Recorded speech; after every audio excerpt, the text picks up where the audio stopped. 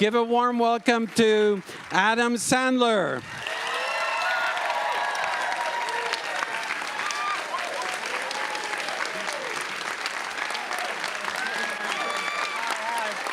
Thank you. Of course. Thank you. That's nice. Thank you, everybody. Thanks for coming. Good morning on a Sunday. It's a nice way to start your Sunday, having a standing ovation. I'll take it. I'll take it. I got this thing. I had a hip replacement like 5 weeks ago, so that's why I look goofy. Sorry. I think that's it's coming why back. you look goofy. That explains it. I think I have the standard goofy going, but this added extra goofy. All right, sitting down's hard. Sorry, I'm getting there. 1 sec. Boom. Here we go. Oh shit. Sorry. Yeah, I'll leave it there. It's all right. Thank you, man. Thank you. Well, thanks for being here. I like their outfits. Thanks for dressing up, boys. Look good. It's a little tribute to me. You didn't notice. What happened with the baby? The baby didn't like the movie. It's one of your critics. Yeah. I hope the baby feels better. All right, feed the baby. I'm a big fan of Jeremiah Zager. His film, We the Animals. Unbelievable. How did you decide to pick such an indie filmmaker to make this movie? That's good. Good question. The director is, during the pandemic, I called Ted Sarandos, who he runs Netflix, and I said, I was already bored like everyone else. What do I watch on TV? He said, did you see We the Animals yet? And I said, no. So I watched that, and I loved it. And so I called Jeremiah to tell him how much I loved it. And he said, I have this movie for you that I've been writing. And I said, oh, it was great. So we started talking about another movie. And then I said, just so you know, we've been doing this, working on the script, this movie called Hustle. It's about, I told him what it's about.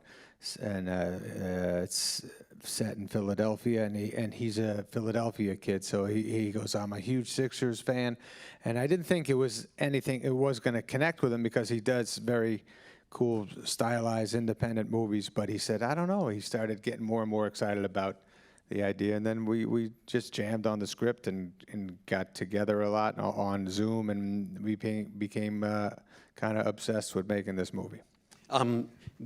Whose idea was about shooting the matches the way they were? When I introduced the film, I told them, I said, notice that every match emotionally and visually is completely different from the other one. That was Jeremiah, You're right, man. He talked about, I think it's 4 different ways he shot the basketball and the way it looked, and I think he talked about Scorsese and Raging Bull. Makes sense.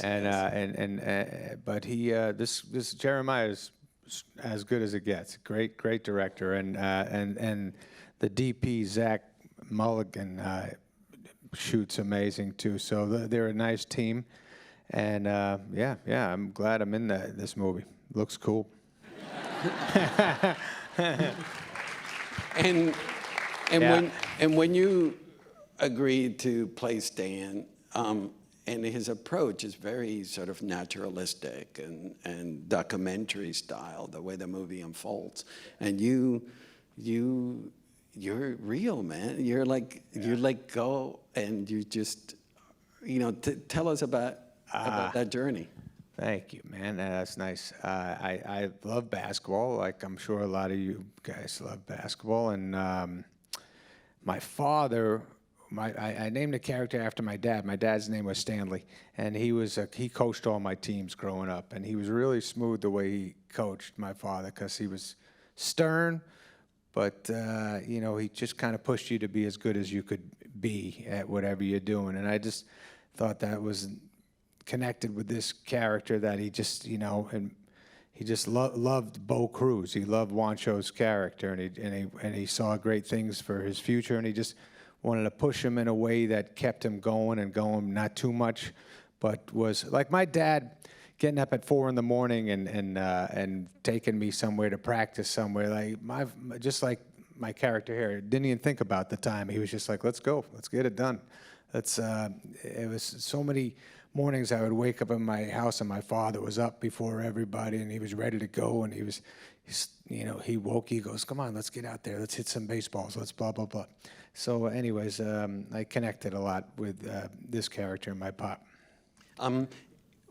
I was just wondering I mean, you're extremely funny guy, and your movies, whether they're lowbrow, I'm a big fan.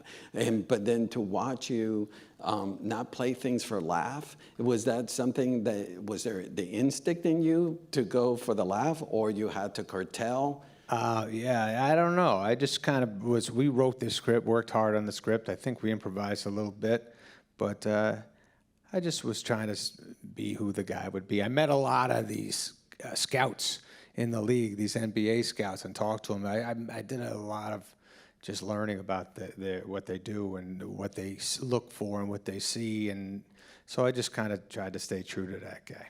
How much of the scar informed your performance? I love that we notice at the beginning a little bit, and you're touching it, and, right. And then throughout the movie, I notice more the scar and how it affects you emotionally, and then we find out the backstory. How much of that helped you? It was cool. It was like when you meet somebody with a past that something went wrong, or something that really was painful to them. They don't usually sit and want to talk about it. They kind of just move off that subject, and they don't want to bring attention to it. And but they don't. It's not like a big melodramatic thing. Usually, like, oh man, I can't talk about the old hand.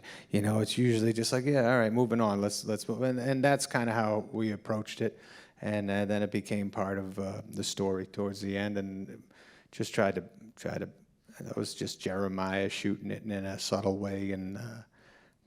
But it was all along in the script, the scar. I think so. Well, the script originally was just a really cool idea, and then we all sat and jammed on the script and tried to just collectively come up with a lot of different thoughts for my guy and for Bo and his backstory and why he didn't get to join the league and how he had a baby young, and that kept him away from getting to pursue his dream. And so we all kind of wrote that. We wrote the movie during the pandemic, and so we wrote it. We shot half the movie at the beginning of the pandemic, when people weren't allowed to be near each other and weren't allowed to, we couldn't do any basketball scenes because no one was allowed to sweat on each other and bump bodies and stuff. So we shot 6 weeks and then took 8 months off and shot the rest of it. You learned so much about your relationship with Robert Duvall. I can't remember his character's name now. Who's kind of like a father figure. And you have just 2 scenes with him, but so much comes out from your relationship. Yeah. And it's so pivotal to the rest of the movie. Can you tell us about working with Robert Duvall and developing that rapport with him? It was very natural. He's incredible, Robert Duvall. I met Robert Duvall maybe 20 years ago when I was younger, and he was so nice to me. I sat at some event. My table was here. He was over there, and he kept looking over and going, Adam. And I was like, holy shit, Robert Duvall knows my name. I was excited.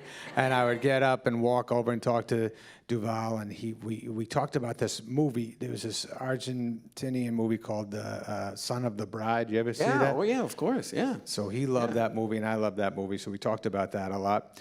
And he was roommates with Dustin Hoffman, and I know when they were growing up, those guys, when they were young, they were roommates, so he knew I knew Dustin, and we would just kind of talk about Dustin roommate stories, and anyways, I got close with him. And so when this idea came up of the owner of the team that's beloved, we were excited for Robert to play that part, and he was nice enough to say yes. And then I got to hang out with him.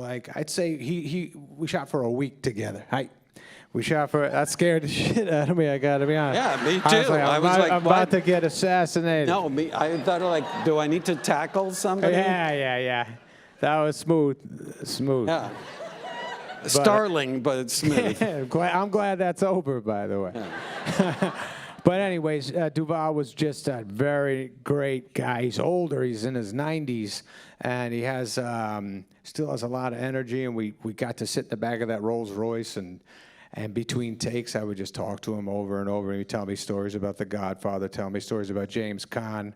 Him and James Caan were tight, really tight, and he was really upset when James Caan passed away this year. But he was like just so much knowledge about acting, and then about boxing and about football, and he's just a real stud. That And guy. tango. He played. Oh yeah, he can dance, he can play the guitar, he can do it all.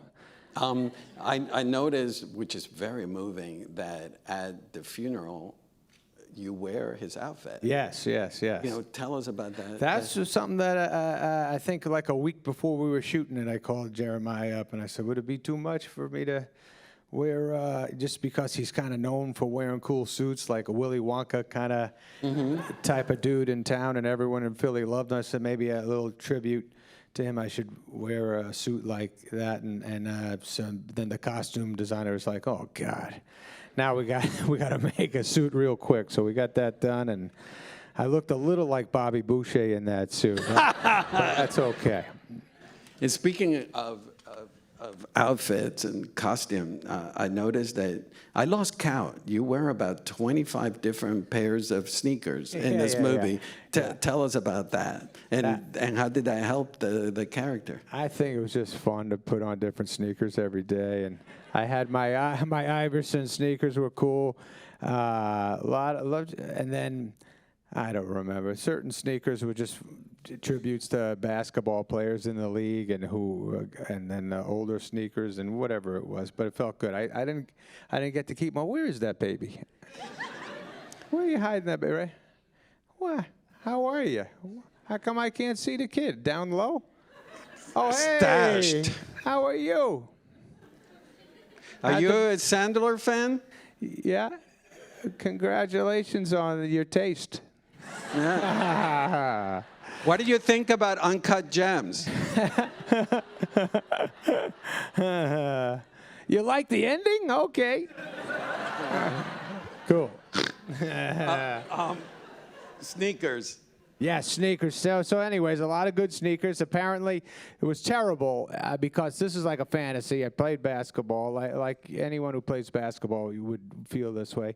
I got to be around all these NBA studs, legends, and the young guys, and they played hoop every day. And my hip started aching just around then, and so I was going, "Oh man, you got to get past this hip." And I would play with them. I mean, me playing with them is kind of useless for them, but for me, it's exciting. But the hip was hurting so bad, but I was saying, this is a once-in-a-lifetime thing. But after each game, I was going in my head, you were damaging something, man. This is a big mistake. You pay the piper eventually. I did. Now, speaking of NBA legends, the whole cast, we have legends, we have former coaches, we have NBA owners, et cetera, and everywhere. And there are, some of them we don't even know, but they're like famous people. Yeah. Where did the idea come to like pollinate the whole cast with real NBA people? That was just LeBron being a producer. That just automatically opens the door to everything in the NBA, and we just knew it would make the movie more legit. No, we'll miss you, buddy. You leaving? No, you're not doing anything. He's having fun. Whatever you want. But nice to meet you. Nice to meet you guys. See you later, young man. All right, well, you take care. Bye, guys. But yeah, LeBron, friends with everybody in the league. The owners all love LeBron, so every team was nice and involved. And then, Dr. J when I was a kid, I had a Dr. J poster up in my room, so that was we were just trying to make it as authentic to Philly as we could. Iverson did a little something for us. Everything about Philly, and a lot of the owners and the staff from Philly were part of the movie, and then those other guys, the youngsters, all in the movie, they just did us a favor. I don't know how we lucked out. They were there for like 5 days at a time. Shooting scenes, but they're just so young and cool and happy, these guys, and playing hoop between takes, and it was one of the neatest experiences. Leon, the character Leon Rich is played by Kenny Smith. And, Yeah. And it's quite a substantial He role. did great. He did great. fantastic. Yeah. But who came up with the idea of casting him? I think I did. I love Kenny. I knew Kenny over the years, and I loved the way he played hoop as in his career and in college, and just thought we just wanted a guy that would be cool to be roommates with in college, and then one of my characters say, like, I was okay at hoop, but this guy that I was roommates with was incredible, and like so that scene when I talk about the accident and everything, to show how important it was that my mistake almost cost this guy an incredible player career. So that's. But I mean, you knew instinctually that the guy could I just play? knew I knew Kenny was great on the show when he's with Shaq and Barkley, and he's smooth and he's smart, and I knew the character it would make a lot of sense, and Jeremiah liked him. But is that added not pleasure, Pressure, yeah. added pressure for you that, like, you have this big dramatic scenes with Right. all these neophytes and people that are not actors, that are NBA players? You're shocked. You're shocked when these guys who don't act are as good as they were. Kenny did great. A lot of the guys did great. Anthony Edwards was terrific. tremendous. Yeah, he's so fantastic. villainous. He's awesome. That story's kind of neat. So Juancho, by the way, Juancho was unbelievable. Juancho as Bo Cruz. Juancho's great. He's what a guy he is. He's just a sweetheart. It's so funny because he's just a great athlete. He plays pro ball. And then when it comes to acting, it literally meant nothing to him. So, like, he would do a great scene. He'd be crying with his mom. We're all watching it on the monitor. I'd come in. I'd say, holy shit, that was fantastic, Juancho. Good job. He'd be like, oh, okay. Yeah. I'd be like, yeah, how'd you do that? He goes, I don't know. I thought sad things. Were they turning to you for advice? In the beginning, and then he was kind of just like, I think I got this. I'm past you. Yeah, all right, let me do my thing. But he was great. I don't know. They're kind of more legit when they're talking hoop. They come with a realism and a past, and it just felt more like the real deal with these guys. I mean, it may come to you as a surprise that I'm not a big basketball fan, but I was so enthralled by the film. And when you guys were making the film, were you conscious about the fact that, okay, we're going to attract the basketball fans, but the people that are, in this. I think that was. We definitely wanted to make it legit we wanted whoever played ball to say, like, oh, that felt like the real deal. We were conscious of that. We were conscious of trying to make a movie, just the story about people going after their dreams, and Juancho's character going after his dream, and my character having to, somebody that you all have met or are in your life. Somebody's just been going after something a long time, and it's not happening, and he just refuses to give up. So we thought that story was nice, just in any arena, sports or not sports. And his wife, my character's wife, Queen Latifah, just being so strong and supportive, and them supporting each other, and just the fact that he's got besides his dream, he's got a family he's got to care about and put first, and his daughter, he's thinking of her all the time, and just lot of stuff that people can connect with in any business. You brought up Queen Latifah. You guys have such an easy rapport with each other. Yeah, yeah. You like totally bought into that. You've been married for years. and Sure.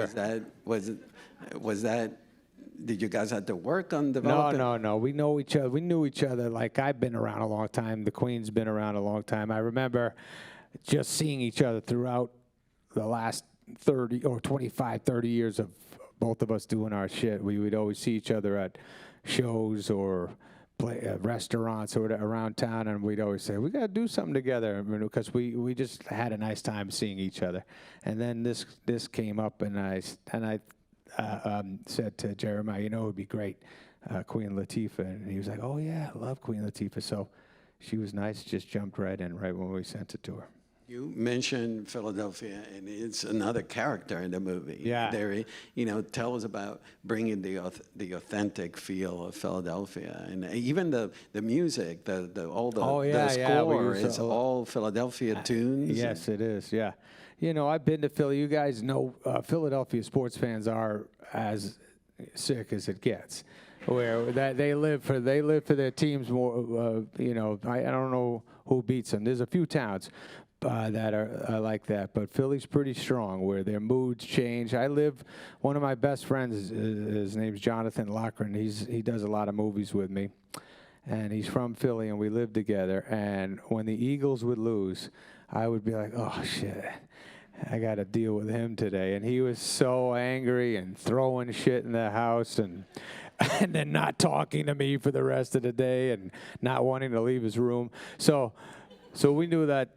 I just knew Philly fans are pretty funny, and how much it means to their town. And that was kind of why we picked Philadelphia, for the East Coast kind of working man's vibe of fans who really know everything about their teams and how important it is to them. And was that your question? Of course, I forgot. Yeah, the fact that that it became another character. Yes. And I like it there. I love Philadelphia. It's fun. I don't know if anyone's been there. Great place, right? Good food, good people, great culture. They know their music. They know a lot of cool shit. And when was now that the baby's gone, I can say shit more. Yeah. I asked about the scar and also, the beard. Yes, the beard was just something that when you get a little older and your chin isn't the way it used to be, you go, let's knock out a beard.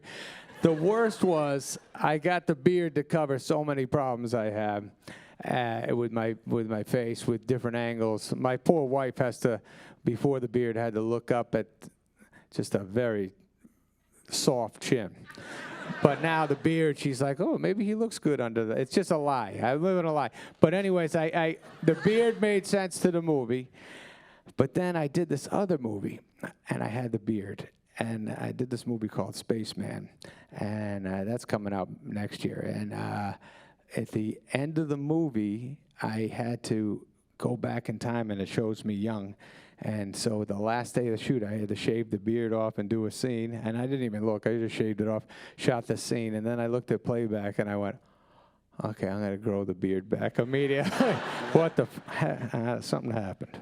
And you alluded to the fact that Sugar Hill Productions made the film, and that's LeBron James' company. Yeah. And, tell us about working with LeBron on this project. LeBron, Maverick, Spencer, his company, they're just very knowledgeable about hoop, the past, everything about what's going on now, every story. And like I said, open the doors to so many different things from the NBA and people who wanted to be involved. And I heard that the basketball games during the shoot that you organized were out of control. Yeah, it was kind of lucky. It was great. I got to play in the beginning, the first part of the movie. Me and a few of the guys, Boban and Juancho and Kyle Lowry, and we played some 3-on-3s, and that's when my hip wasn't awful, and that was pretty fun.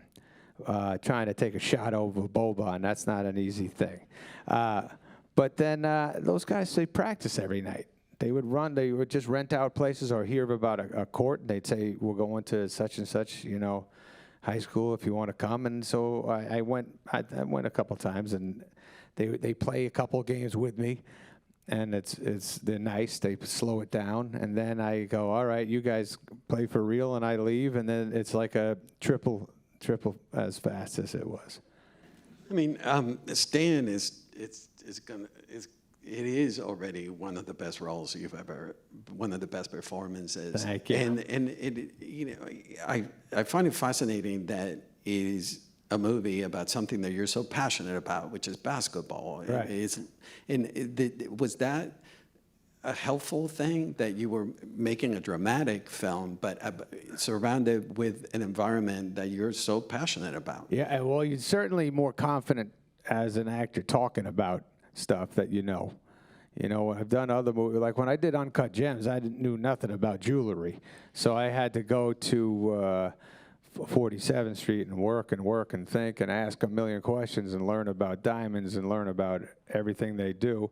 And that was awesome to get to know something new. But basketball, I've been watching since I'm a little kid, and kind of obsessed with watching hoop and who's great and wanting to play. And so it was a lot. Just you have a lot more confidence talking about certain things. Mm-hmm. And this question is done with the utmost respect. Is the fact that I think that, I mean, Punch Drunk Love, I teach it in my class. I've seen it. You told me I've that. seen it That's cool. more than 25 times. Yeah. That is such an amazing dramatic turn, incredible performance. And then you mentioned Uncut Gems, and then this film now.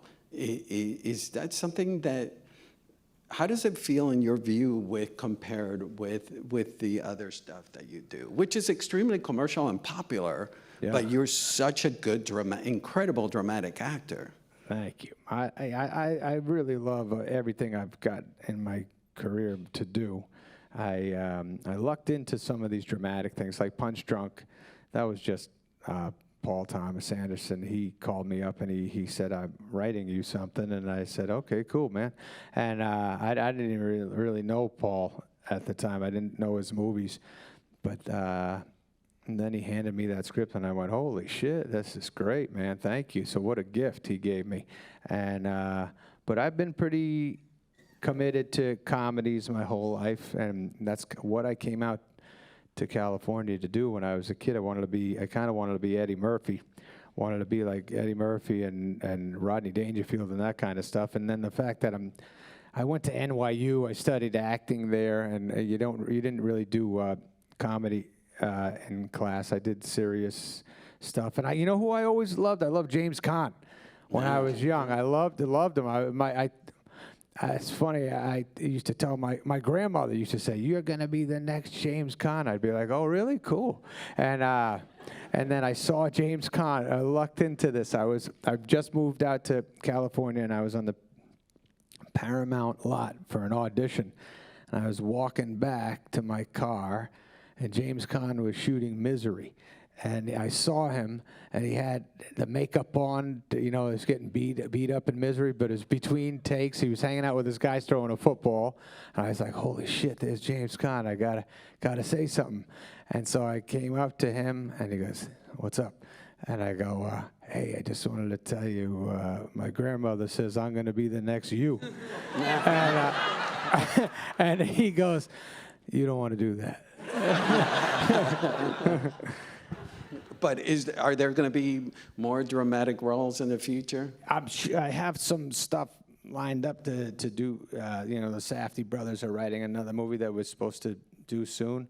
And Noah Baumbach was supposed to do something nice together. And Maya Rovitz. Yeah. He's great. And Scott Cooper, another great director, has been talking to me. And Todd Field, I just talked to him. So these guys got some great projects for if it happens. So I think I should be able Todd to do Field, that stuff. Man, he's badass. I have know you seen Todd Tar? I didn't see it. I hear it's incredible. Yeah. Surreal. It's the Kate Blanchett film that she's going to get nominated. Yeah, he's great. I know Todd for forever, and we've been talking about doing stuff a long time. And he has a good idea.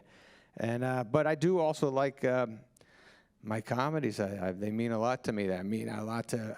I like walking down the street and people telling me they saw them and had a good time with them, and it's very important to me. So I want to continue doing that. But we'll see. I'm very lucky. I know that. Been doing it a long time. Got to do 1 million movies and different types of movies, and I realize how much fortunate I've been. I think it was Anthony Edwards. I saw this interview with him that he was describing you on the set, that you play music and you make everybody feel very comfortable and relaxed. You know, can you tell us about, and why do you do that? It's a long day. Shooting a movie is a long day, and so we bring out music, play it, just kind of makes the crew feel a little lighter. Everybody's singing along, doing stuff. On occasion, you see somebody just dancing out of nowhere, and everyone stops working and watches. You're like, I didn't know Chuck can dance. So we do that just to keep it light. Oh, great. Well, thank you so much for being here, Adam. Oh, man, thank you. Good to see you again, pal. Okay. Hey, thanks for everything, everybody. Thanks for coming out. Congrats. Thank you. Bye. I appreciate it, everyone. Thanks. Have a good day. Thank you. Bye.